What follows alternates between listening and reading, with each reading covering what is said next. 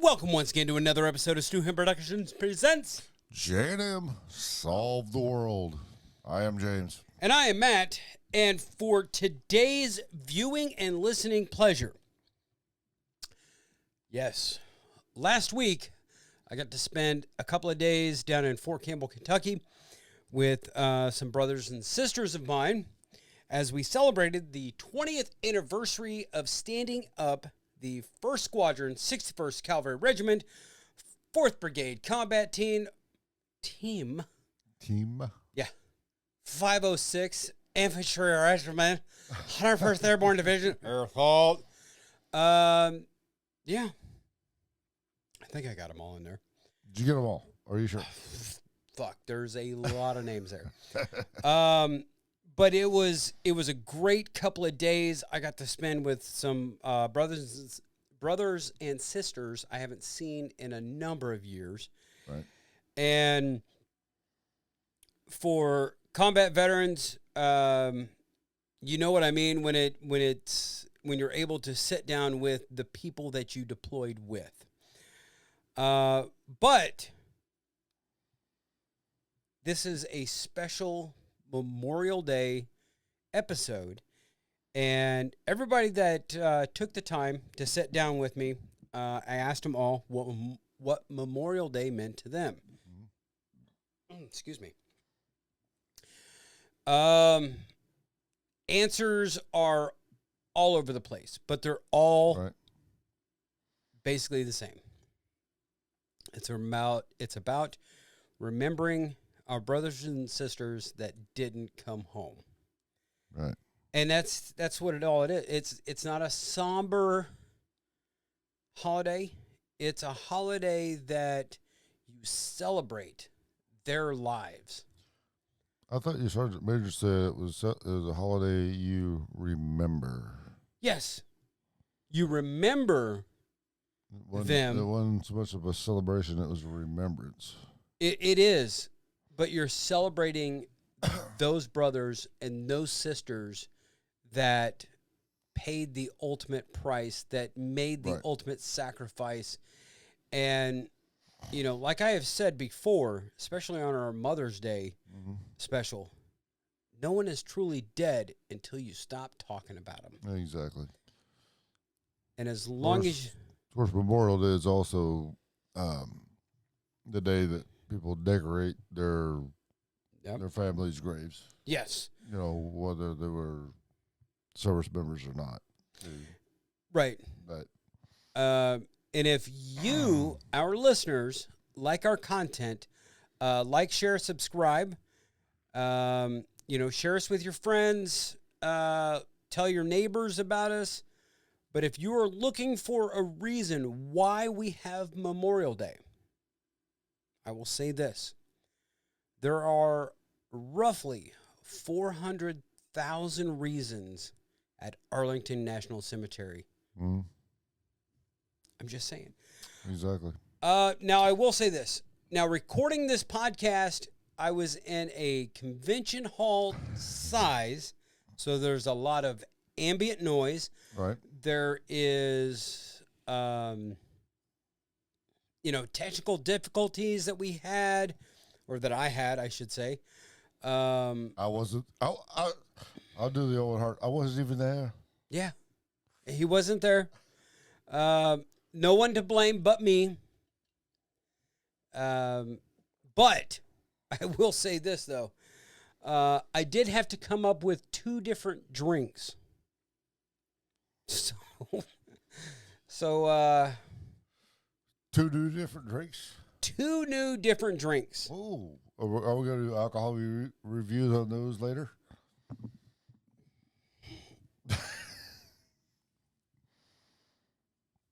I'll have to get... We'll do that in a different alcohol review. Yeah, but I will get the ingredients because they're the same ingredients for both drinks. Right.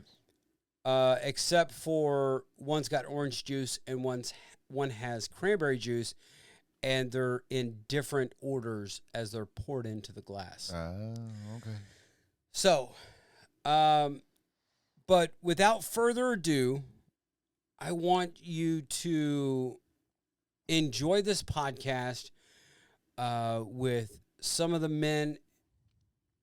I'll say men because none of the women wanted to be on the podcast. I don't know. They said something. Really? They said something about drinking too much and their hair wasn't good. Matt, you've lost your touch. No. You've lost your touch. You used to be able to talk women into doing all kinds of shit. I know. I see that. To be fair. I see that. To be fair. There was only 2 women that I actually deployed with that were there.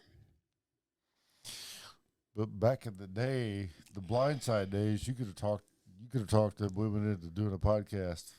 I mean, have you lost your touch? Maybe so, because I dated a dancer. I got a dancer to date me. Yeah, I know. She believed your bullshit for about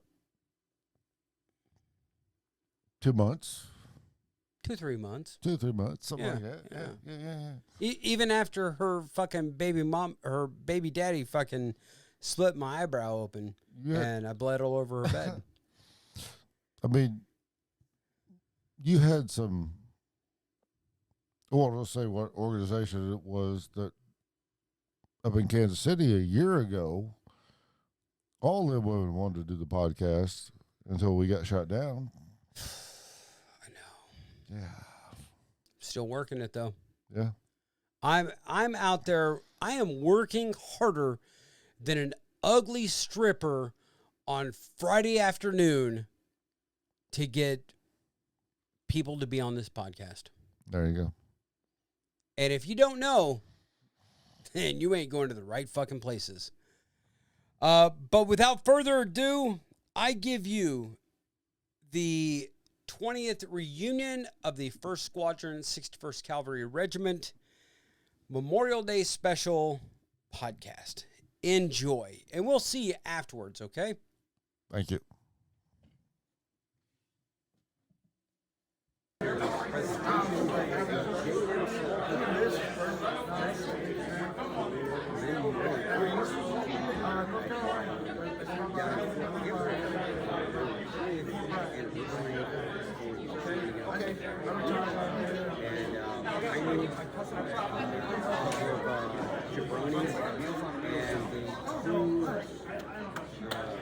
I'll get better pictures of it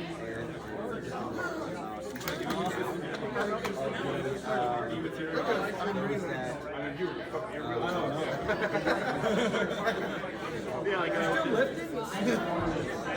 I told them it's funny because they're like all sagging now. They're like, what's the deal? Get out!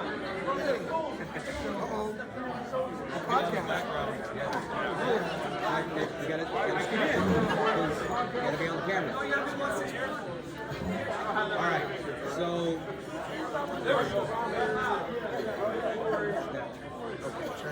hey, good. All right, so give everybody your name and how do we know each other? Medina. So we met a very long time ago. In a galaxy far, far away.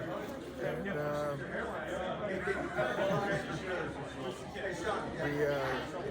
there we go. So we're celebrating our 20-year reunion. For the 20 years of standing up an Army unit from scratch, from nothing to one of the greatest unit I have served with. I based everything. Yeah. Everything. For the rest of my career. We were fortunate enough on 5-6 deployments only not come home.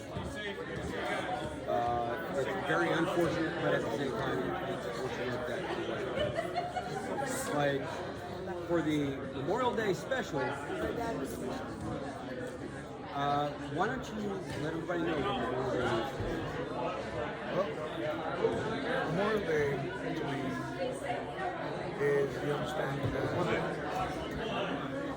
we remember, we know the things that we have done for those that didn't come home. It's us remembering them, knowing that those are guys that we worked with, we met with, we slept with, we hurt with, we grinded with, and they can no longer grind. We gotta remember them because they were still our brothers. They're our brothers. He was today, Right. and that never ends. So, what are you doing now? Well, now, I just finished, on the anniversary of us coming together, I've now since retired out of the military, and just trying to figure out the next life. I'm supposed to grow up. You okay with that?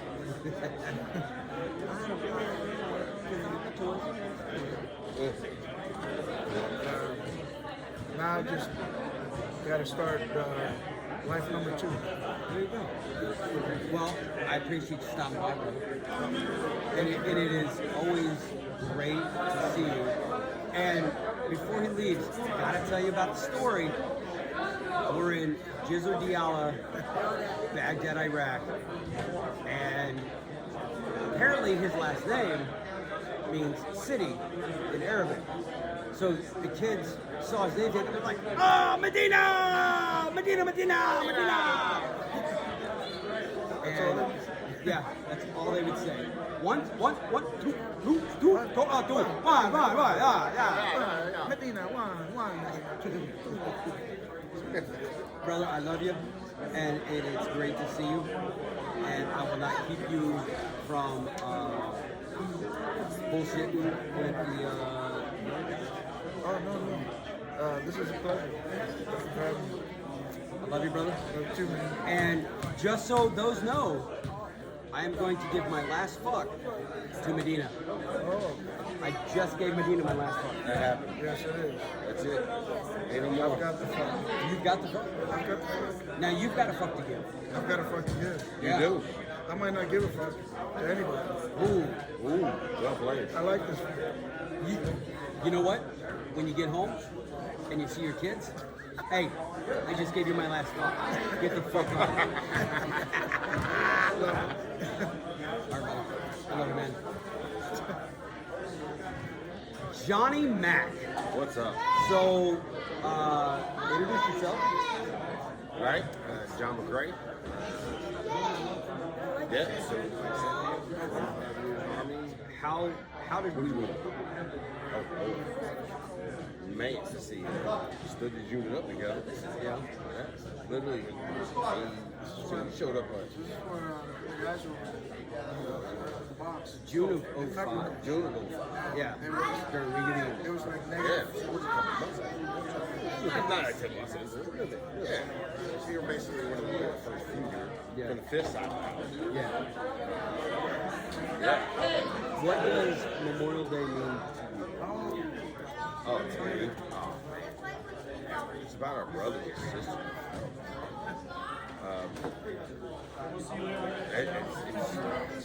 It's a day of remembrance. Those who fallen basically hated all the sacrifice. Right. It's not a celebration. It's a memory. Try to remember everyone. Basically, they give up. Right. We're celebrating the sacrifice that our brothers, for us, our brothers that paid the Right. Just like every American should be doing. It's not about, hey, happy Memorial. Yeah, there's nothing happening. Yeah. Because again, it's the ultimate sacrifice. So, what are you doing now? So I'm up in Maine, all places. Basically up in there, working directly with the Navy. Because I'm building Navy warships. Arleigh Burks, Right. pretty much working on all the combat systems. Covers in with the testing of all that equipment. So we're handed over to the Navy. The Navy takes care of that. So continuing to serve, basically. Yeah. I don't know. You feel it? No, I want Fields and be with him. He's over there early talking. Or even Well, you know me, I'll go frag it. yeah. Yeah. I will frag it. Sweet. All right, so while Johnny Boy is getting up the next lens, I'm just, in the past couple of years we've been doing this.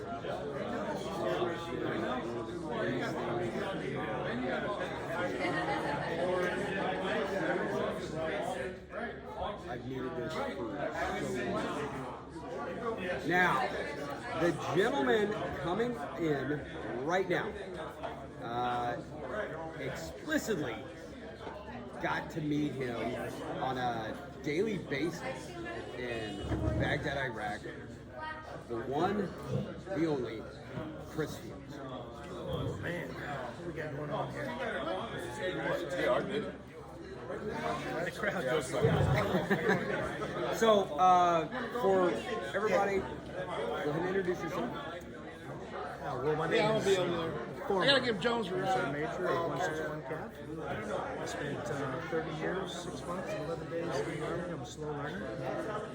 And here I am today, being honored to be able to speak on today's podcast. Right. What does Memorial Day mean to you? You know, that's, Oh, wait. Oh, I muted the wrong one. not a problem. I have been. So, Memorial Day. That day is, it's a very day for us to remember those who have fallen, those who have given the ultimate sacrifice, their greatest measure of testament to the defense of the nation. And those don't all die. Some of those guys have been years,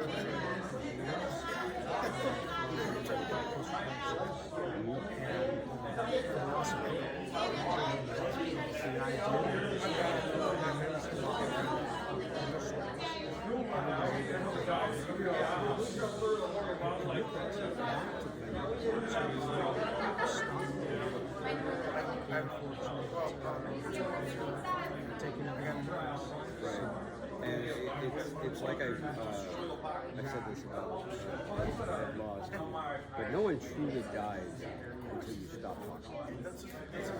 You know, it said in warrior societies that as long as your story is told in the world, that's in the hearts of the people. What they say is heroes get remembered, but legends never die. That's right. That's right. And a lot of people have asked that pointed combat or the military. Were you a hero? You served with so many. And the sacrifice isn't always spilling your blood. Sometimes it's the sacrifice of time. It is, and the last deployment that Curtis went on in 2002, I had hip surgery.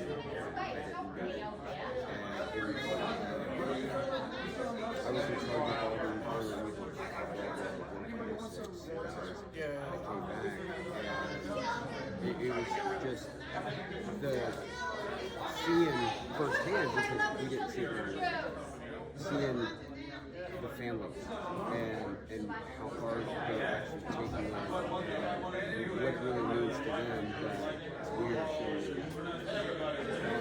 honor to their sons and daughters, their husbands, their wives, their brothers and sisters, their aunts, uncles.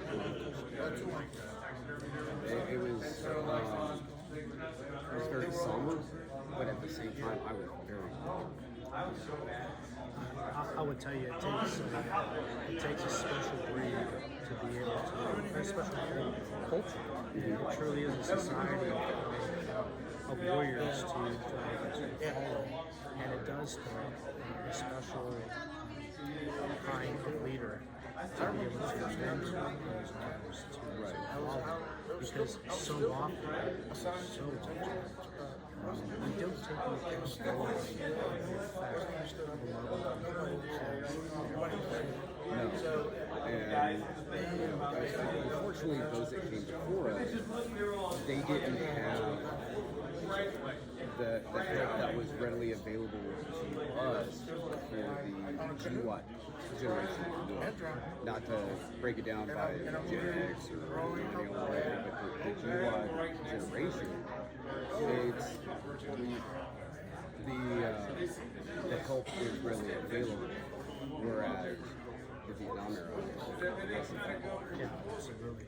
And my house, I have watched both my sons and go and unprovoked by me to thank Vietnamese for their service. And sometimes to I'm looking for him, like, hey, where's my son? And I look over and there he is, he's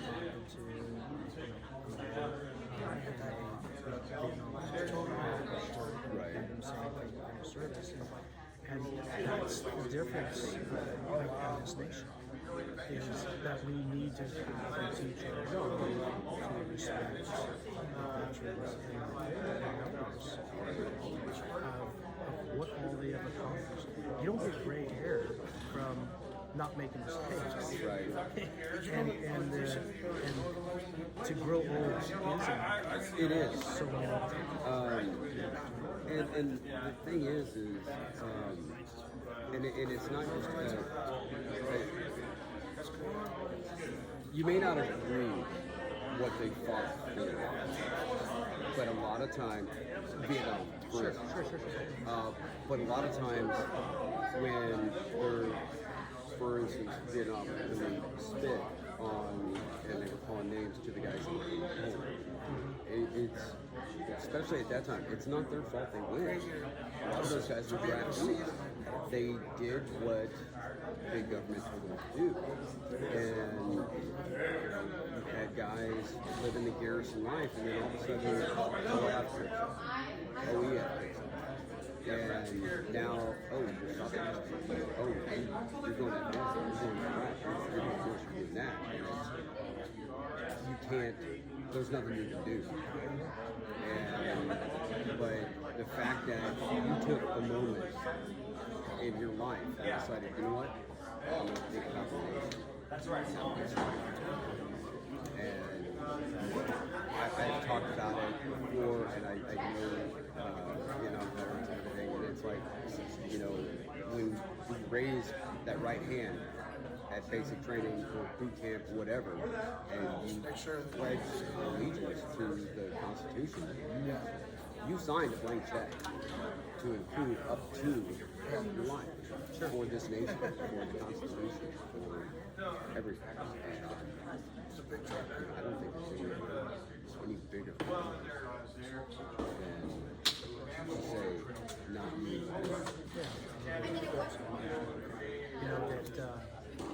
Going back to having to do those memorial services, there's never a dry eye in the house when there's pipes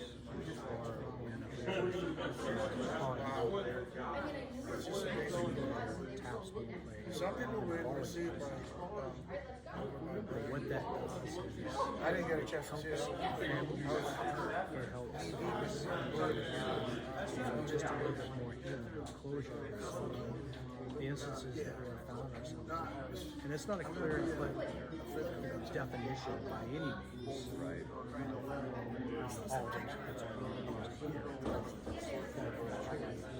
But the reality is,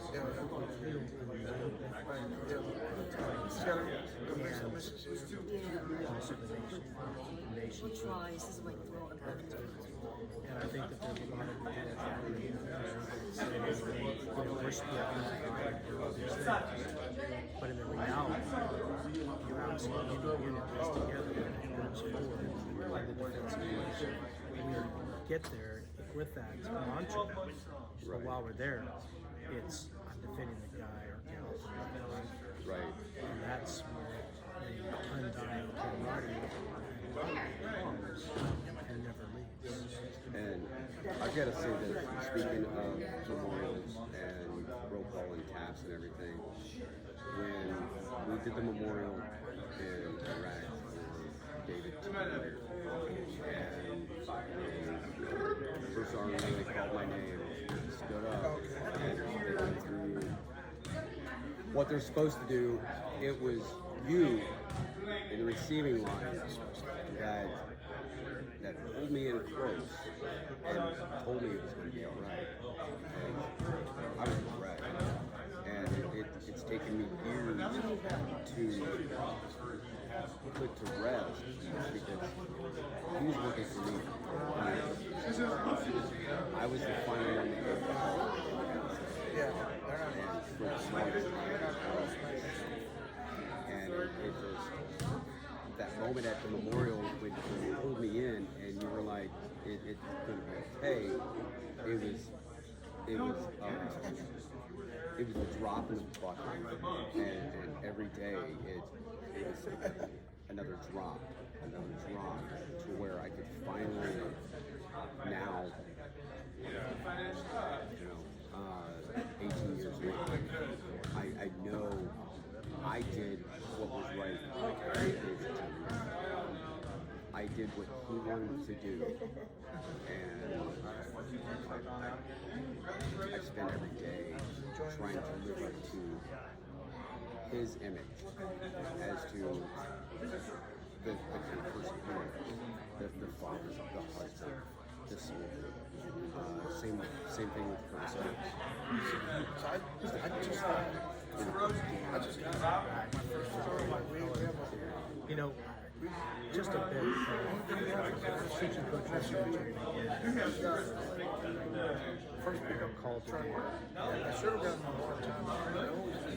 You didn't have created the environment. We saw the square. Remember, the enemy always Right. So reliable. war is a messy thing. War is an awful thing. In fact, I can't remember if it was Thoreau or William Churchill.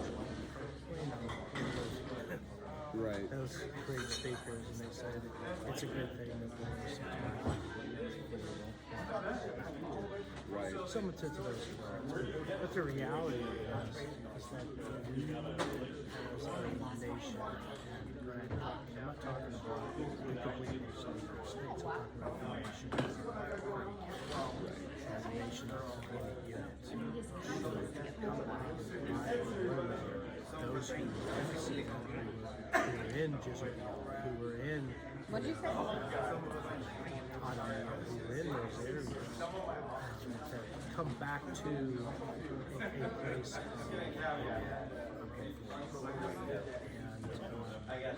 the enemy always has a weapon. And the enemy that we face now is not connected.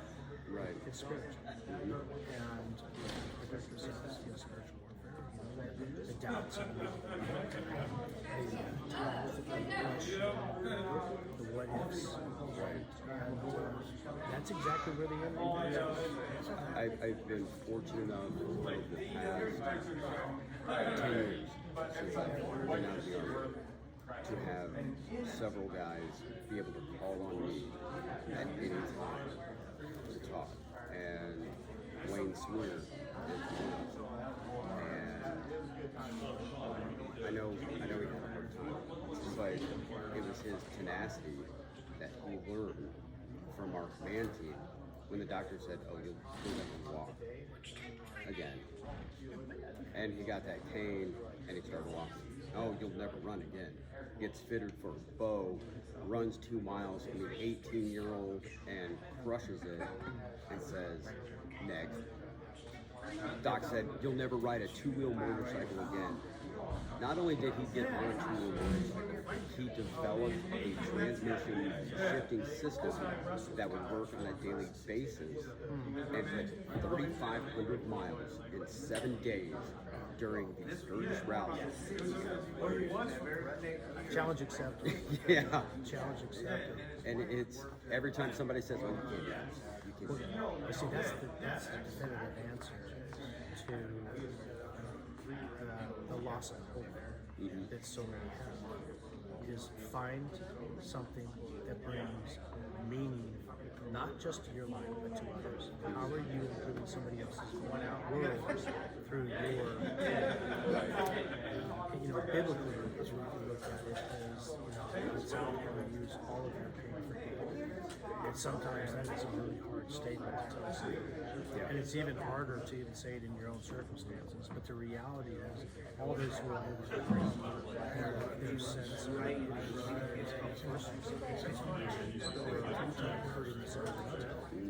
when they get on the other side of it and they take a look back, they're stronger in it. They say that iron sharpens iron, but only at the right angles. Yes. And those right angles sometimes have to move some of the metal so that for it to be sharp. And some of that is the baggage that we carry, the survival would have kind of should have the false things creep in on us in the middle of the night.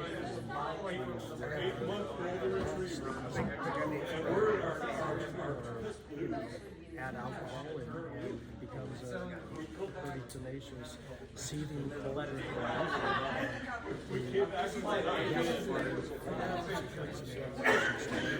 Right. And, they say alcohol's like a drug. Well, in my experience with the guys and girls that I work with, sometimes that alcohol, and it's not always, it's just been in my experience, that alcohol has been able to drop that defensive mechanism where they are able, it could just be a glass of wine, a shot, but all of a sudden it's like, boom, now I can talk. Absolutely. What I was referring to is somebody who is in the room alone who drinks a whole fifth and then decides to jump on a horse and make some poor decisions. No, I will completely agree with you that sitting around a brother or a sister and having a good small drink, again,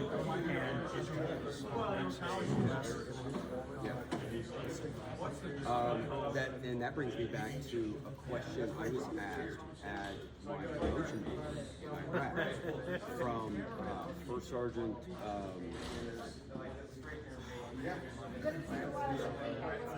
Westover. Oh yeah, First Sergeant Westover. And he asked me who my favorite football team was. And he asked me, we're all sitting around watching the Raiders, and we're having a good time. Why are we having a good time? And he stopped me, and he said, "This isn't a trick question." And my answer was, because I'm with my group, not because we're drinking, but because we are together. And exactly what you're saying there, it's where it's together. And looking at a lot of these guys that I've been able to catch up with the past couple of days, that's what's really good. Is you got these guys that get the calls, and they're the strongest. Okay, I'm gonna listen to you, I'm gonna hear you out. But then who's calling and checking?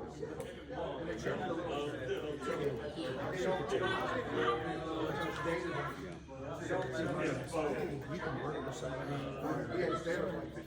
at some point you're pouring out of your cup into their cup. And the question I have with so many caregivers is, who's pulling the trigger? And it can't be, well, I'm going to the gym. Okay, I get it, that's important.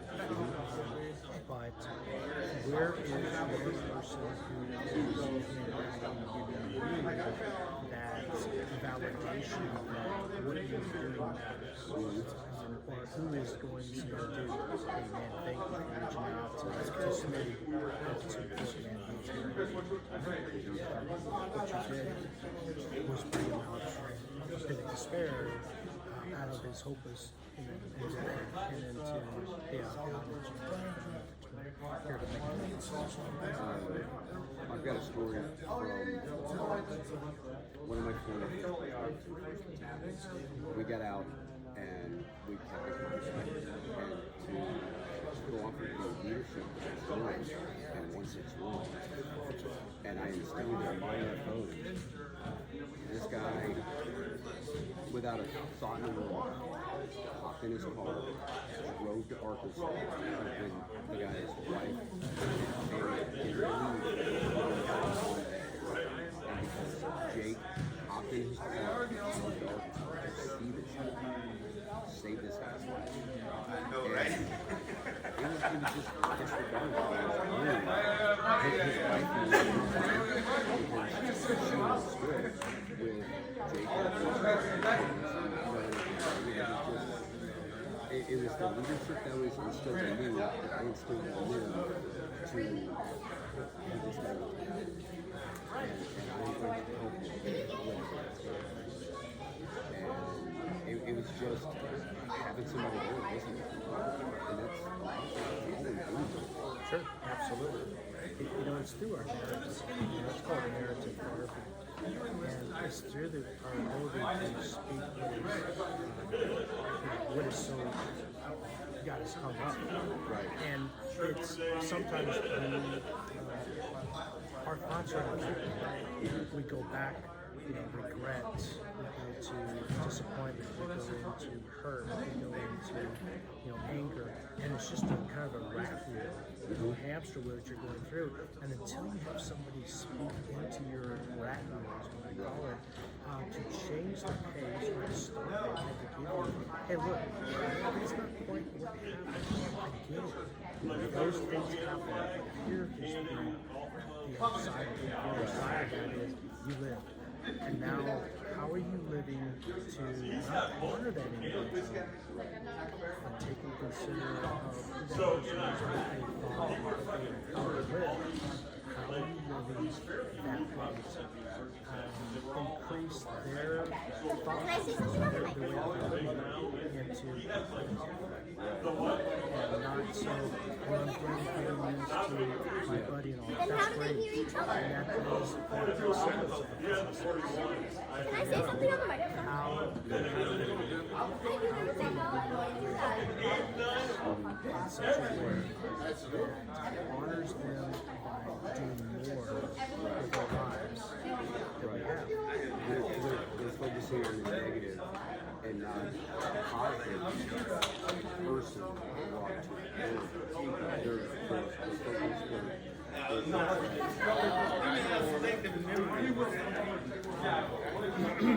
you got the blinders on. Sure. And you're focused on what's in front of you, not They are concentrating on the emotion of the event and staying connected to that. Understand the events, acknowledge the event, but the emotion you have to separate. right. And once you're able to separate that, then you're able to go, yep, this happened, that happened. I don't have to feel this anymore. Right. And that's, I gotta say, when you're in Iraq, the truth that was, they were focused on that.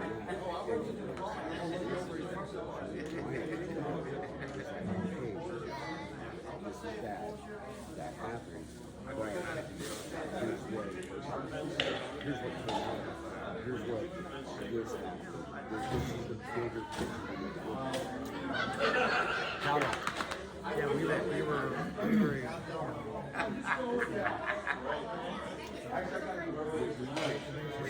Quinn's going to be an amazing leader. And when we lost Reyes and Weird, immediately, all right, let's go. Let's get down there. And it wasn't going down there saying, who might out. Right. It was, tell me the story. Tell me the story. Tell me how David did. What is it that made so meaningful to them? Right. And it was truly the ability to follow the emotion that got you guys back in the saddle. Yeah, and it was there was a point where it's like, okay, take a step back, take a knee, drink water, reflect on it. Right now, we need you back in the fight. And what I believe with reintegration is that's the time to, because you're no longer, as they've always said, you can take a boy out of the boy. But during reintegration, that was the time to let's get it off your chest. Let's get somebody, let's talk about it, and sometimes it's just being with the guys and not being shot at, where you guys can crack jokes. If you think about World War II, they came home on troop ships. Right. So it was 10 days, 2 weeks, whatever that was, and then they got into port, and then they were turning equipment, so they had more time with their brother, to reflect back on the war. Greatest generation, no doubt. And in Vietnam that changed. 364 days, and then they flew out, got you out of the jungle, you got 10 snows, you got an aircraft, you came home, you landed in San Francisco, and there was no transition, and you were then going mustered out, and then right. You're going here to, Bruce McGillicuddy's downtown, and and nowhere in Indiana, not nowhere, but you know what I'm saying, your hometown, and all of a sudden there was no time. And we did not have it. We didn't have it when we came back from reintegration. We had contracted individuals, and I'm not taking anything away from them. Contracted individuals that came in and say, hey, you can upset? No. Hey, you heard those? No. Do you feel sad? No, I want to go home with my family. I want to go and relax. I want to get away from this. And I'll say this about our reintegration when we came back from Iraq, because it was right before Thanksgiving. So we got 2 days of reintegration, and we had 4 days off. We couldn't go anywhere, so we had 4 days off to spend with the families or whatever. And it was 4 days away from the uniform and everything, and then we came back on Monday, and right back into reintegration. It's like, okay, I got a fresh start. I got to spend a couple days out of the uniform, which I've met Vietnam veterans that before they left Vietnam, they had a suit. And when they got into San Francisco, they went straight to the bathroom, tore off those tiger stripes, put that suit on just so they wouldn't get smoked. And they had to do it with cattle. And I've got to say, it's not the greatest, Sure. but it's always been a learning curve. Modern medicine gets better, very unfortunately, but medicine takes leaps and bounds during a time of war, because we need a cure. We need to fix the way amputees are. We need to fix the way that TBIs are taken. We need to fix this. We need to fix this, and it's quick. And it's never like the first one. And Sure. it gets a little longer. Well, you see, one of the things that, because PPE, personal protective equipment, started getting better and better and better, and the vehicles became safer and safer and safer, we were having more traumatic brain injuries and mild traumatic brain injuries. And in that, you had all these individuals surviving without a protocol on how to treat them. Right. You know, and I would tell you, the first 6 times that I got personally blown up, it was like, wow, that sucked. All right, let's get another vehicle, let's go down range. Right. And, you know, and then next time I went back, well, if you got blown up, you had 24 hours out, and man, come on, man, get back in the vehicle. Right. Well, now at my 10th one, I'm sitting there drooling on myself and saying, normally dog-faced the banana pole, and unable to uncross my eyes. Right. And I poked fun at it, but it sucked. right. It honestly, it wasn't until I watched Gil Hurt Jr.'s Dirty Mo podcast, and when he had that accident and he had a concussion, and he tried to clear himself to get back in the car, and he's talking about everything that's going on with, and it's like, okay, I did have a concussion after getting blown up and perforated both eardrums. I understand what I see that now. Yeah. But Strange enough, I came home after, I don't remember what time. I came home. My daughter was really small. She was short. And I was sitting in the kitchen and she kind of looked at me. She came and kind of laughed at her. And Daddy, what's wrong with your face? Because it was distorted in 5 minutes. And I said, well, honey, I have Dane Bradridge. And she goes, oh, okay, and walked away. And I wasn't trying to be funny, I just, my words were messed up. And to this day, I'll say something where she'll go, Dad, no, baby, oh, it's your Dane Bradridge. And she'll walk away, you know, just as funny. But the reality is, if we can't laugh at something, you know, because what am I going to do? right. It's not going to get better, but I'm not going to allow that to happen. Right. And you know, and that's there's times where we look at it and we've got to be strong for our men. Whether it's soldiers, whether it's our children, but every now and then you get that shot where they will come up and they will surprise you, and you'll be like, you know, that's okay. So getting back to your original question, Memorial Day is a time of release, but it is also a time of celebration for us to not be brought back into the sadness of the event when we lost a brother or sister, but to remember them for what they are in our lives, and as they spent part of their treasure. You know, we have a start date and an end date that's going to be on our stuff. And Troy was talking about earlier that dash creates a waste of time. Right. But here's what we fail to realize. It's our own treasure. It's our time. We can't make more of it. No. We can't produce more of it.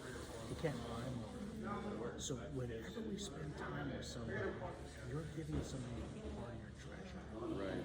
And so we walk around with a currency of our Father that can never be spent because it was given to us in the saving of our lives, of what made our friendship with it, our kinship. Right. And so on Memorial Day, take this time out to remember those who have fallen, whether you know them or not, you know them or not, this great mission of purpose, and take the time out to know that they are with us until we leave this world. In our hearts and our minds and our thoughts and in our stories. So keep telling the stories of those who gave away. You have to, because the person who dies will stop. Hey, my pleasure. Yeah, it's been fun, and I, you know, like I said earlier, I owe a lot to you and Ryan, and being able to work with you guys on a close basis when we were in Iraq, it meant so much. Well, I appreciate it.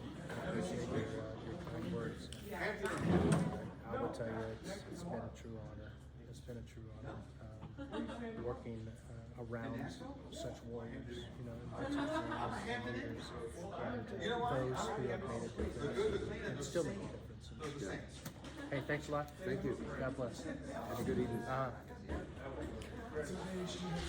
gonna go out. I'm going to Little Tippis. Okay. All right. So, All right. Slide in. I love you. Bye. All right. So, state your name. And how do we know each other?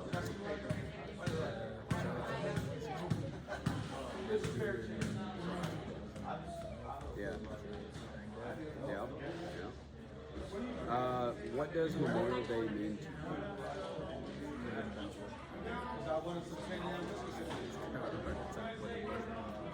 Yeah.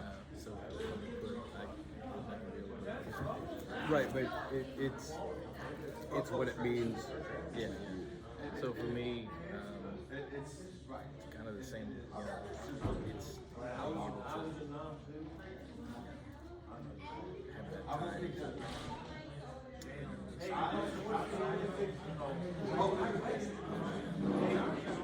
Not just for them, Right. Because everything that I did, everything that I was able to it all helped me grow in some way.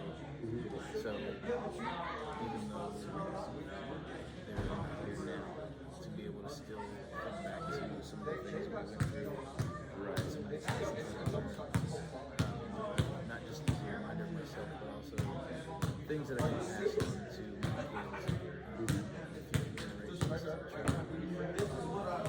help keep. By doing that, it's helping keep. Right. I do understand there's a lot of people who don't really get the meaning of it, and so you have a lot of these people that have never been through the sorts of things we have, and they'll tell you, happy Memorial Day. Right. When you get those people that kind of, I don't know if they take offense to it, but they look at it and say, well, it's always okay, Yeah. maybe not, but at the same time, just be happy that they're taking the time to show you their appreciation, even if it is a little bit misguided. It comes from a good place. Right. So it's something that we all can learn from. Take the time to really appreciate what it is that others have done for us. And give it up. And so that's kind of what it's about for me. I don't mind doing the barbecues and getting everybody together. Because I feel like a lot of the same people that are here now, if they were, that's exactly what they'd want us to do. Right, right. What are you doing now? So right now I work for General Dynamics. Okay. I'm on contract. As a matter of fact, I have 2,000 contracts on early warning detection systems that we use in Afghanistan. Nice. They use the same ones for their Squadron picking up ammunition. Okay. Cool. I should stop by. Good to see you. You too. And would you be so kind as to go at Sorella? Yeah, absolutely. You like it? Sure. Absolutely. Thanks. Okay. Wow. It got heavy. But I'll tell you what.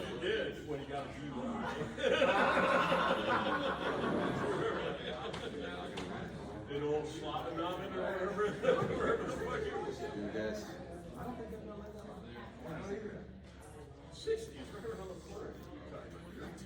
Whichever one you want. Right side. Okay. Your left, my right. All right. Let's get you in here. So Yeah. Wick. Yeah.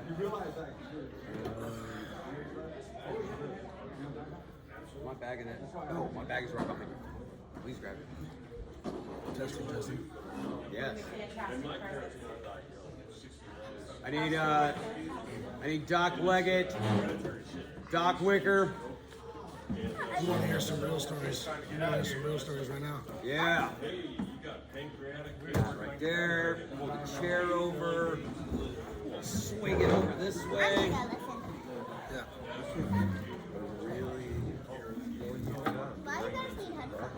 Well, where'd I go? Yeah.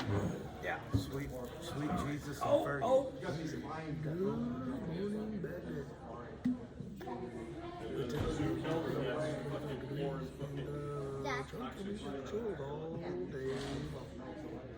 No rest.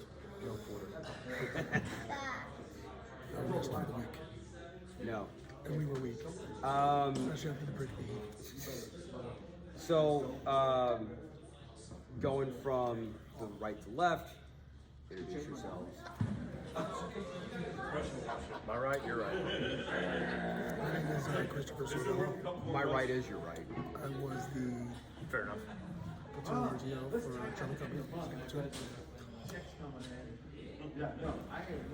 Don't be a girl. There you go. Bringer of the hate. Yes. Y'all know me. Mr. Leggett. Yes. My name is BJ Leggett. I am from Texas. I was a combat medic for the War of Babylon. Actually, I was trained at Charlie Company for 18 months. I went to HHT for a minute. I was sent to evac and everybody's army. So Bravo Troop and Alpha Troop for life. A little bit closer. Okay. And last but not least, you may not be able to see him right now, but whenever I go to edit, I'll make sure you're pretty. Appreciate it. 46 years of greatness right here. I mean, why not? So, introduce yourself, please. So yeah, I'm Josh Wicker. I was a Petroleum Company senior medic. We split the organization. 2 years of combat with the 506, and I still have a pretty face apparently. Yeah. Thanks. Mike Tyson.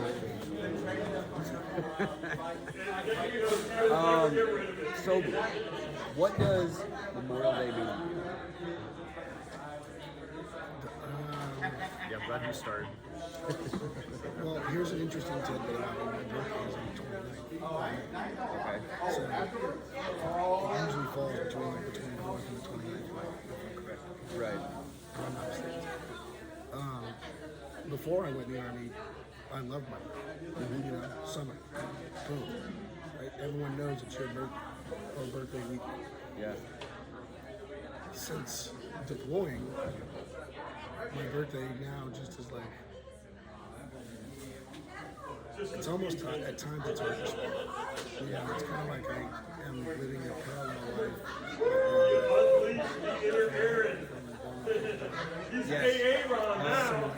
Ray Kovac. Ray Kovac. Yeah. And like sharing that birthday now with, The memory. thousands of people now, you know what I mean, celebrate that. So it's not just my birthday, it's a rebirth of where I've been, where I'm going. It's just, it means a little bit more special to me now.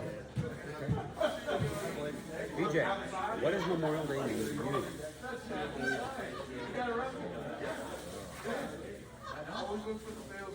First of all, since I was a child, I was enamored with the United States military. For one reason, they didn't know me. And lay it on the line for me, never getting to meet me. And I used to ask my mom, how did they do that? I'm getting a yellow one. And so, you know, as I got older, medical history, so it's really difficult for me to get in, but I've always wanted to serve. And having served with men who are now on the list of the honor on that day, it means a lot. Man, like, just the sacrifice of it, the story of the Star Spangled Banner, and if you don't know that, I think maybe your listeners should probably take a look into that. But Well, the men who went into making that day even possible. according to Spotify's demographic, we have less than 1% in Great Britain, less than 1% in India, less than 1% in Georgia or Germany, and less than 1% in Israel. Yeah. That is crazy. But 99% of it. The math is that. The math is math. Yeah. But with that said, the fact that I'm now part of that brotherhood and getting to serve at the end of it, you gotta at least toast them. Right. It's a different toast. It's a different celebration of they've gone into that with us. Right. You know, like we always continue to stand on the shoulders of giants.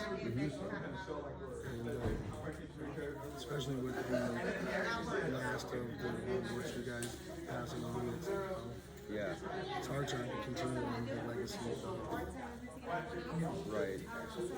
traditions. It is. Sum it up, you know? Joshua, if you may, what does Memorial Day mean? Yeah, I've had 10 minutes to think about a good answer for this. I spent most of my time trying to convince myself to come up with something that was a good, accurate description and not start remembering all the people who I want to remember on Memorial Day while we're sitting here talking right now. Right. It is a little bit different. I think BJ can kind of say the same thing. We're in some different places and some different ways of seeing some of our heroes and some of our friends that are behind us in some of their last minutes, some of their worst minutes, and we had to be on it. That being said, I think Memorial Day for me, without sounding cliche, one, I try to bring it into everything I do. Right. I wear Will Hosmer's name on my wrist. I have ever since the day he died, and my kids know about him. You know, they know about my brother Bill, and they'll touch my bracelet and they'll ask about him without even thinking one of my daughters is named after his daughter, Savannah. And I just kind of put two and two together. I didn't even realize that, but it was one of those subliminal things that happened. So I think for us, Memorial Day, my house is, and BJ kind of alluded to it, not to remember the bad times of them falling, remembering the final salute or any of that, but keeping their names alive. Because the last time that somebody's name is said, that is when they're truly dead. Is when they cease to be mentioned. I've mentioned this earlier. No one truly dies until you stop talking. Absolutely. And to take a line from the Babe in the Sandlot, heroes get remembered, but legends never die. And you know, as far as legends go, I'm not taking away from anybody that's on this list behind me, but the legend that is the biggest gargantuan motherfucker that ever served in this fucking brigade, Curtis Allen Oaks. Oak Tree. 6'10", 285 pounds, would have been the baddest looking drill sergeant With the God hand. Oh my God, that big ass foot long left hand that he had. Yeah. Knife hand with that thing is a sword hand. Yeah, it wasn't a knife hand, it was a fucking machete hand. And the best thing is his personality did not match his physical disposition. No. The sweetest, nicest man, but an absolute intimidating force if you would have seen him out in the wild. So, we're in Afghanistan, the A9 deployment, and I was with the TAC troop, and we had puppies. One of the local dogs was hanging out, and we had pups. And this is the kind of person Curtis was. Everybody got it. Everybody played with it, and Doc, the PA that we had. We had Campese. No. McGill. Yes. Yeah. And Millette. They made sure. Yeah. They made sure we had the shots for the dogs. And first platoon got spun up for QRF. And they were all run out to the truck. How Curtis sat behind the TC is beyond me with that battery box. I'm a foot and a half shorter than him. I can't see. Curtis got in the truck and didn't see the pub coming up, and he slammed that door, and they heard it. And to see a guy his size just break down. I mean, just straight, and it's like I bet he had big girly socks too. Just Earl Curtis. A funny story I will say about that man. We were in a TAC troop. We just got Leha as a first sergeant. And Curtis's RTO, Eastham, was a fuck up. Huge fuck up. And first time I was chewing Curtis's ass, I had him sitting down so I could look him eye to eye. First Sergeant Leha comes in the office and he just starts fucking ripping Curtis's ass, and Curtis stands up. And he's like, carry on. About a week later, I'm in there, I'm chewing his ass again. This time, Curtis is standing up, and I'm standing on top of my desk, so I could kind of look down. Leha comes, opens up my door, and he just stops, looks, closes the door. Because, I mean, it was just... No. And... I mean, to ruin this bond right between these two men. Two grown. Maybe they'll go. I tell you, I mean, I only had a short time with Weird, but with Curtis, I took him to the E5 Corps in Iraq. I recommended him for staff sergeant in Afghanistan, and I just had more time with him. Zayas. You fucking call me. Seriously, I appreciate it. I when I was still in Charlie Company, had to go do home inspections, and I was like, "All right, Zayas, you're with me." And I forget who else was with us, but we ended up out of my apartment playing like PlayStation or some shit, just fucking hanging out. No, I had an apartment off of 41A. Down there, there's that U-Haul, that car lot, the pawn shop, and then a gas station, right? Beecher's Mill. Yeah, I had an apartment off there, and we were just hanging out. And then it was like, you think we should go back to work? You've been in the Army longer than I have, Jay. I mean, what do you want to do? But I mean, he was great. He was very large. His life was very large. His personality is like, that's the personality that went with Oak's physical size. Yes. I mean, it was just, he owned a room when you walked into it. Oh my God. The incident where he's doing EID and he slaps the feed tray cover down to 240 and it pops up and he jumps up and he yells at Oak. I'm not gonna lie. It's not closing and it's broken, and the E6 running the station was like, "Nah, you're a no-go," and he jumps up to go get Sergeant Major. Sergeant Major Benson comes over and performs, functions check, slams the feed tray cover, sinks the boom, pops up. He immediately jumps up, told the staff sergeant to shut up, and told Zayas that he was a go to move on. But that was Zay was blade running after day one, dude. Yeah. And they were like, and we had lost already 3 dudes out of the company who were just drops. He was still going. I remember that EIB because all the fisters were overdoing. What was it called? CLF. Yeah, we did Eagle first responder. Eagle first. Yeah, Eagle first responder. EFR. Thank you. And oh my God. Yeah, that's across the way from the brigade, man. That's when we used to hide out in the woodline and just sham. Yeah. Or hide out in the bunker over there and Yeah. just sham all day long, man. Like, We're doing if it wasn't training. motor pool Monday, you were shamming, dude. Like, you were taking the gator and doing donuts in the motor pool. all over the rocks and shit. Oh my god. Yeah. It was great. Or you would be down the motor pool and you're slid up underneath the truck. Oh yeah, I'm looking at stuff. Yeah, we had to barter for our trucks. When we first started the unit up, like Major Hermeling said, like we didn't have anything. You know, paper plates and plastic tables. Like I think our first truck in the company was a steak bed that nobody could fit in, right? Because like it was unsafe to. It was a hand-me-down from years before, and I remember the old equipment before we got some of the new equipment. That was back in the day though when we got like the plastic nods holder, and we didn't even have nods. But everybody, I think that was the first piece of side equipment I had was that big black block, and it was an inspectable item right along with your earplugs.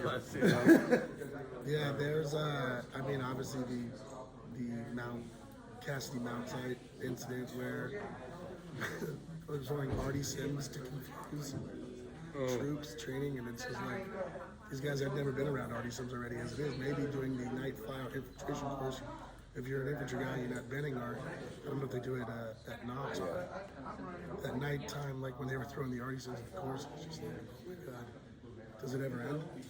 It was the funniest thing when I was at SIL coming through, because I didn't have to do basic training or anything, and I was just AIT. Lucky guy. Well, I went through Marine Corps boot camp, but there was 12 of us NCOs, either coming in the Army from a different branch, Guard reservists going active, or guys that were reclassing. And the fucking drill sergeants had the big tents set up. Joes had their fucking shallow graves dug, and they're pulling guard and everything. Yeah, we're on cots in this big ass tent. I can walk out of the tent, walk back behind it, light up a cigarette, just fucking smoking. They're like, hey, those guys are rucking back in the morning. Do you guys want to ruck or you want to ride? Trick question. I guess I'll take a ride. It was a trick question, right? Like, yeah, you're supposed to say I want to ruck. Yeah, but I'm not stupid. Well, that's like the first time we did that freeze X, or the only freeze X, and we're all set up in our fighting positions and stuff, and like the upper chain of command of Charlie Company is hiding out in a GP small with one of those jet propane heaters, blasting it inside, so everyone else is warm in there. But it was like, I thought you were supposed to sleep with us. Teach us that it was supposed to be, do it by your rule. You know, I've been a lot of places, and going back to our 506 legacy, like everybody talks about that, and there's a closing line where he talks about at least we're not in Foy anymore, or at Bastogne, and I think about that freeze X. I've slept on a lot of continents. I've done a winter mountain medicine course, and I've slept in a snow cave, and I still don't think I've been as cold as I was on that freeze X. That shit sucked. That was one of the most miserable nights of my life, sleeping out there that first night. It was horrible. And the fact to see your upper chain of command having those propane jet torches in their tent, it's just like, oh man. The only thing that was warm sleeping that night was my trigger finger, because I think we fired about 10,000 rounds that day. So my trigger finger was still on fire from it. We did a lot of night shooting, right? That's where we qualified at night, where everyone shot the deers coming across the course. And Johnson just told me we are still the company that has shot the most rounds during one training rotation. During Knox. Yeah. That is amazing. I'll say this, man, blowing up that car was freaking, that was pretty awesome. Yep. I can't even believe that was, I didn't realize that would be a legal thing. Leading up to that, remember that we were riding in the steak bed, and I'm not going to name names, but someone AD'd a 3 in TPT round, and I remember Lily just foot to the back, a certain individual kicked him out of the back of the truck, and the truck is moving a little bit, going down the dirt road kind of slow, like 10 or 15 miles an hour. And yeah, that was one of the more memorable ones, because it was like at that point anybody, you could be fucked up for anything. You know, the fact that you left your weapon more than 5 feet from you, and it's like someone just come by and take your fucking weapon, you're just like, oh my god, like I gotta go ask for it. Not only do I have prickly heat and my ass itches, but now I gotta fucking worry about someone in my own company stealing my weapon. Then you had to worry, is it fuck games, or does the first sergeant have it like, how do I go about getting my weapon back, hoping I do it the right way, and it was a friend fucking with me. Without letting the first know that your weapon was gone. As opposed to Breen holding it there with a smile on his face. Well, that's when you learn mafia moves, man. Like, you know, being part of the mafia, it's like you just learn how to move and maneuver, snoop and poo. Like, I think everything we did in the company was by means of stealing without the intent to return, or by that borrowing without the intent to return. Right.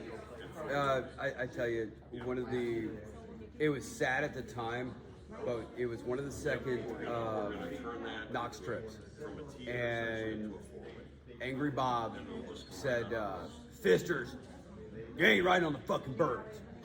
And it had froze like that night. And it was cold as fuck because we were coming down off OP-10 and I mean there was ice everywhere. Was OP-10 the one that the helmet slid off? Was that one we snaked up and it was the frames, the wooden frames that were left up there? OP-10 had a bunker into the side and it was over the impact area where the mortars shot. It overlooked where like all the scouts were doing gunnery and everything. But Angry Bob just said, fucking fisters, all you fucking medics, you ain't flying back with us. Get the fuck over there. And there was buses. Because the convoys had already left to come back to Campbell. There wasn't enough people for the 4 buses they had. So we're sitting there, you guys take off, and it's cold as fuck. And I'm just like, oh, poncho liner on the bus. It just probably a better way to go back. Oh, we were flying doors open in the '60s. I think that was a magic flight where rucksacks were flying outdoors, and that was Magic Carpet Ride. Yeah, that was a good time. That's when you knew that people who were airsick, not yet you didn't know that they had the air sickness, and then pretty soon that bird just drops to collective, and all of a sudden it's like, Garrett Slaughter coming back from that first trip. I'm in the back of the Black Hawk facing forward. Garrett's in front of me facing back, and he's just like green. I'm like, you better not fucking puke on me, motherfucker. And I mean, they were just massive. Specifically on. Yeah, because he was right in front of me. I absolutely loved riding in helicopters. Oh, I do too. Even as a kid, I was always fascinated by them. And 53 is growing up in LA and having the chance to go to San Diego's on weekends and go to the Miramar Air Show when they come in town. And watching just the birds land on the pad on the side of the 5 freeway. Dude, I'm next to the mount sites over there on the sea cliffs. Like, you'd be like, dude, that thing flies. That thing lifts, and it's not supposed to fly. Like, taking off from LHA 5 Pelelu, the SS Pelelu, and flying into Mogadishu in February of 1994 on a fucking Huey. I mean, it's those sounds like the A-10, the burp, burp, or that Huey, the those 2 fucking blades, and you're just fucking coming in. Because that fucking rotor at the tip is barely reaching sound to speed or speed sound. Yeah, and they don't even like hit the ground. You're just kind of fucking hopping out because you're 19 years old. Like, oh, I got elastic knees. You remember Higgins when he would tell stories about the slicks, riding on slicks, and I was like, "Are you in Vietnam?" Yeah. And he would hit you. Fucking Higgins. Man, I miss that guy. He's up there sniping motherfuckers in the UP. Yeah, right now. Yeah, he's getting those guys named Kelly. Yeah, that one guy. We don't stand up. Put your long whip. What? Walk over here. Now stop. Now, oh man, I'm going backwards. Doc Wick, what are you doing now? I'm still in. This kid that joined when he was 26 years old. I just wanted to have fun and figure out life. And I've been figuring out for the past 20 years. Made it to platoon sergeant out in Carson, and finally made it through PA school. And I'm working as a PA for 3rd Brigade out at 82nd Airborne right now. Nice. So you can say he's doing pretty good for himself. Not too shabby. I mean, for a kid from Illinois. I mean,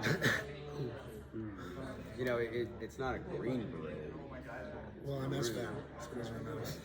But it really only matters though. But I do have this VA condition where I can only see out this part of my eye. I said, "What color is your beret?" Okay, it's like a tan shit. It's baby shit brown. Yeah. That's what baby shit tan. But they're almost like Delta. Almost. That's BD green. You mean like Delta Troop? Yes, more like Delta Troop. Yes. They lead the way. According to the legacy of the Currahees, it's all about Delta Troop. Yeah. Carrying the Zodiac boat to the trip. Bringing us hot chow back for the trip. Yeah, that's why the Fisters always had to grill out every time we went to the fucking OP. You know, that's because y'all got fish. That's Yeah, for sure. I wish you guys would have invited us, man. That'd have been nice. Hey, fucking Tommy Vale and Steve Wynn got to eat some steak and eggs with us out on the OP. BJ, what are you doing these days? So these days, I work for an organization called Simplify and America's Fund.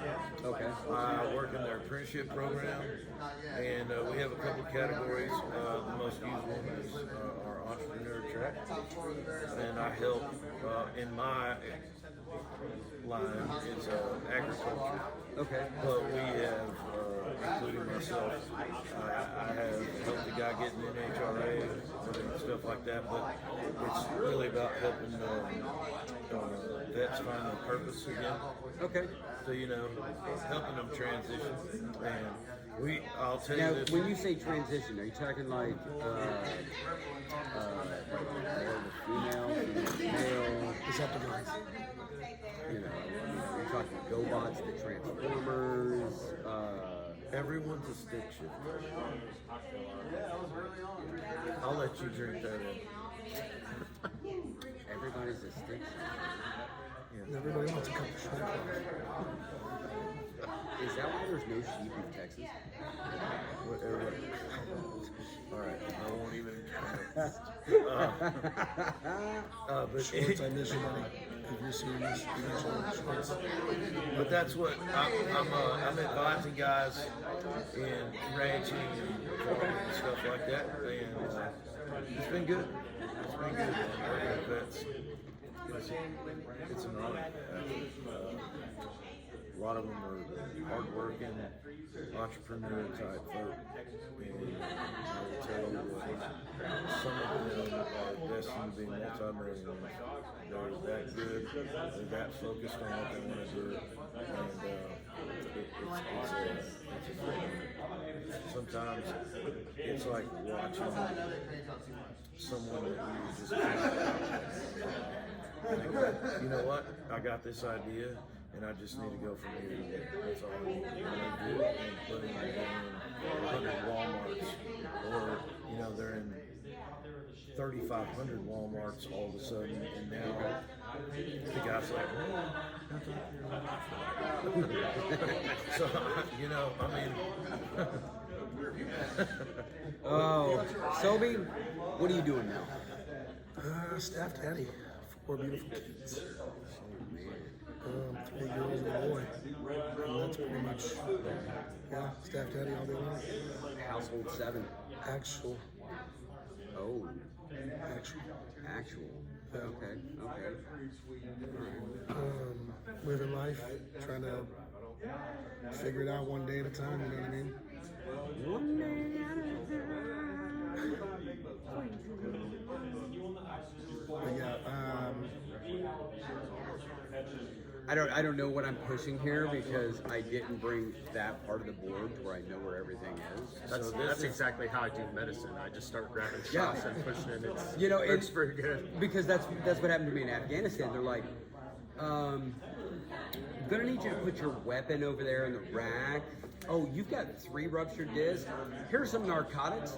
Yeah, go ahead and take your loaded weapon. You're good. Yeah, that's what I'm working for. A career in the VA after this, where it's just here's the pills, take these, and call me in the morning, it'll be fine. I was hoping he'd start his own practice so I could bring my kids and save some money. Microdose fentanyl for everybody. For sure. Well, see, your hands aren't big enough to be. Proctology's out of the question. Well, I mean, unless you go to Uranus, Missouri, because then you can get into the dental proctology clinic and have the best cavity search in Uranus. Heyo. And by the way, that is an actual place. Yeah, on Route 66. They sell fudge in Uranus. Yes. In Indiana. They've got signs that. Yeah. Never been there. The one in Missouri is on Route 66, and when you buy fudge, they ask you, how would you like your fudge packed in Uranus? Would you like it bagged or in a box? That's Yeah, I don't know where to go from there. it's binding. Now you're getting to the cavalry side. So. Hey, Yeah, I think the coolest place I've been to was Metropolis, yeah, yeah. Illinois. If you don't know, it's the home of Superman. Also outside of Carpenter. Smallville. Well, I mean, Metropolis, Illinois, or Illinois, for those that think that there's more than one. Liberals. There's two. The illest of the noises. Yes, yes. It's the home of the largest Superman statue. That's right. Also, interesting fun fact. I'm from Rangeville, Illinois. A lot of famous things there. Chinook Air Force Base. We beat their ass in football when I was in high school. Where are you at? Matt. Well, not when I was in high school. No. Not when I was in high school. No. Exchange, it was like, oh yeah. But so Rangeville, interesting enough, was the home of the Jericho. So Ice Cube, the whole West Coast rap scene would never have happened without my little hometown of Without Farmville. working to Jerry Curl. Jerry Curl? Jerry Curl. So like Soul Glow. Yeah. was like shiny. You know, McDowell's. It's like McDonald's. They've got the golden arches. We got the golden arches.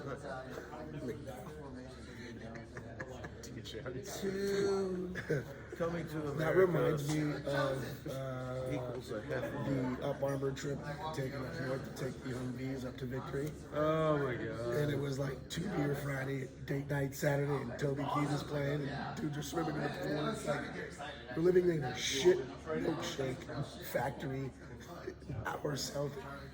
Yes, every Man, Saturday night. I Best breaths on remember- earth. And it was like, how come we didn't get fucking Victory? I remember going up there.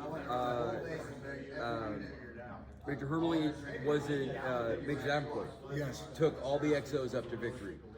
And Billy Brewer, myself, Bears, Charlie Works, Charlie, that's a name, dude. I Yeah. haven't heard in a minute. Charlie Works. Garrett, we were all just chilling at the PX, and you see these fools walking out with the 72-inch TVs and shit. It's like, do these motherfuckers know that we're in a combat zone? Not when you have 2 beer Friday and date night Saturday. Yeah. And you're like, Yeah. wait a minute, General Order number 1 down there. It's like, we have concertina wire around us. We were living like rabid dogs. And when you've got MPs that have nothing better to do than, hey, you were doing 26 and a 25. Yeah. It's like, are you fucking kidding me? It's one job I never understood. Guys, How could you be an MP and bust your own? Garrison never sleeps, bro. Boys, as the eagle. Well, as we close this out, gentlemen, actually, I'm sorry, because Doc Wicker doesn't seem to want a drink. I just don't have a beverage. Hold on. You need to bring, All right. I see where this is going. okay. What's this, bro? So, what do we do? We are. No, I'm good. I got this. Okay. I got the Buffalo Trace. Yep. Yeah, Yeah, good choice. Raise a toast to those that can't be with us but are never gone. Cheers. Cheers, boys.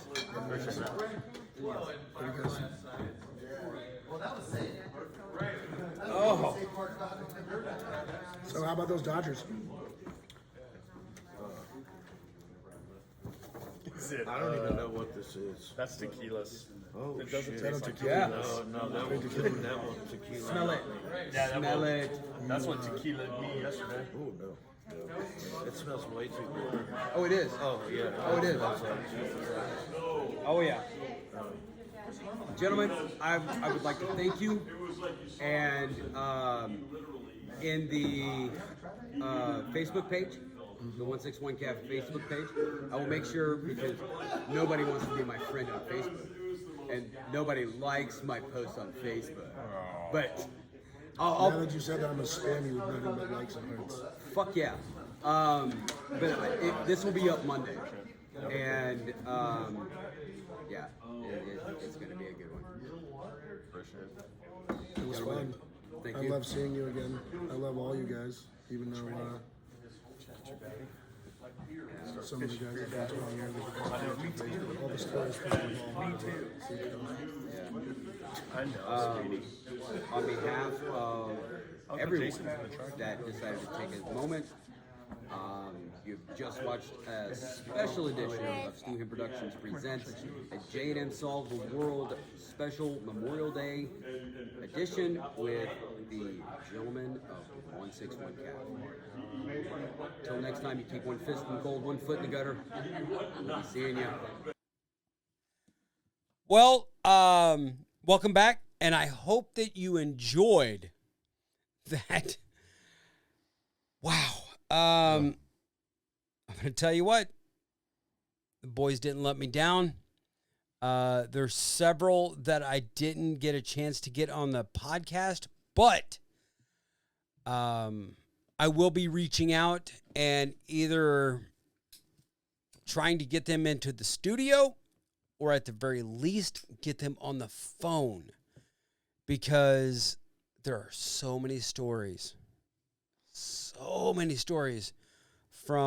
so many points of different points of angle that are just funny as fuck. Right. And now that the fact that I've touched base with these guys again, I'll be able to like really dive into the slapstick, if you will, of combat. Right. Because a lot of people don't never think about that. Well, that's what keeps you sane. Yes. I mean, because if you let all the bullshit get to your brain, it's like you just go insane in the membrane, insane in the brain. It's not even that cool. I know, right? Yeah. Now, I will say this, though. On a later deployment, 8-9 to Afghanistan, I had my boy Curtis, who stood 6'10". They may or may not have found a field with 7-leaf plants. Buds that were taller than him. Plants that were taller than him with fucking buds the size of... You're not talking about the seals buds. No. Okay. No. Buds like you would find in High Times. Right. Buds that you would find in a Cheech and Chong movie. Oh, okay. Buds that you would find in the van of Spicoli. No. The van of Spicoli in Fast Times at Ridgemont High. And if you don't get that reference, that means you're too young. Yeah. Google it. Yes. Spicoli and Fast Times at Ridgemont High. Cheech and Chong. Google it. As a matter of fact, Nice Dreams is the movie. Google it. Google it. If you're that younger generation. Yes. But we thank you for watching the Memorial Day special. Yes. Like, share, subscribe, because we would greatly appreciate it. August 24th will be the first annual J&M Solve the World get-together barbecue extravaganza. If you talk us into it, we might play a little music for you. Maybe. If we can find a fucking drummer.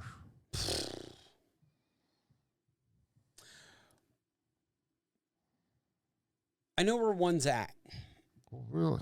Yes. But you and I Not the one that we'd have to kill. You and I both like breathing. Yes. And peeing standing up. Oh, no. Yeah. No, we ain't going there. So I digress. Yes. But until next time, on this Memorial Day, take a moment to think of those that gave all. That the man upstairs or the man downstairs, however you want to look at it, decided to cash that check